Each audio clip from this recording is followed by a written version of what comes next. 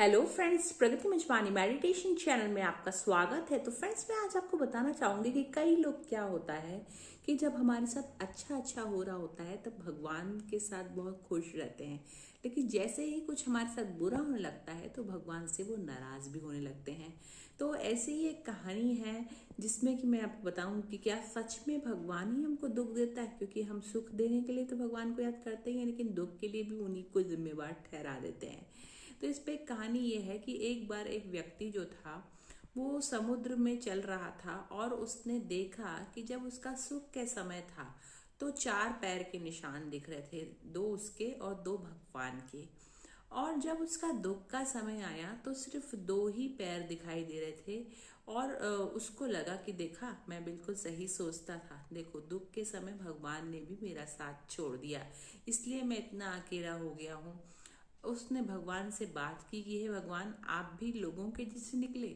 जैसे लोग होते हैं ना कि जो अच्छा समय होता है तो हर कोई साथ देता है, और दुख का समय होता है तो लोग साथ छोड़कर चले जाते हैं, आप भी वैसे ही निकले। तो फिर भगवान ने उससे कहा कि देखो, जो 2 पैर तुमको दुख के समय दिखाई दे रहे हैं वो जो है तुम्हारे नहीं है, वो तो मेरे हैं। मैंने तो तुमको अपनी बाहों में उठा लिया था। तो बाहें यानी क्या? परमात्मा तो निराकार है, उसकी कौन सी बाहें हो सकती है? तो उनकी होती है किरणें रूपी बाहें। ये शक्तियाँ जो देते हैं भगवान हमको, उस परिस्थिति से उबरने के लिए वो भगवान ही दे सकता है।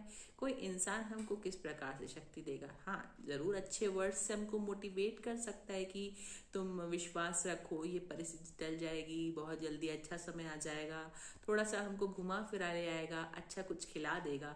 ये सारी चीज़ें भी अच्छी हैं। ऐसे दोस्त या फिर ऐसे रिश्तेदार भी होने चाहिए जो दुख के समय ऐसा करें, लेकिन शक्तियाँ तो भगवान ही दे सकता है हमको। तो परमात्मा हमसे प्यार ही करते हैं, वो दुख हरता है, सुख करता है, वो हमको दुख नहीं दे सकते। जो भी दुख हमारे जीवन में आते हैं वो हमारे खुद के कर्मों के कारण से आते हैं। सुख भी हमारे खुद के कर्मों से आता है, लेकिन क्या होता है कि जब हम परमात्मा को शुक्रिया करते हैं तो शुक्राना अदा करने से वो सुख बढ़ने लगता है।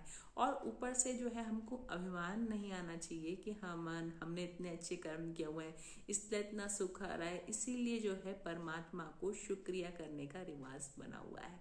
तो फ्रेंड्स, आज जो है हम एक ऐसा मेडिटेशन कर लेते हैं जिसमें कि हम परमात्म प्यार का अनुभव करेंगे और अपने जो भी समस्याएं हैं वो उनको अर्पित कर देंगे। तो चलिए फ्रेंड्स, ये वाला मेडिटेशन हम कर लेते हैं।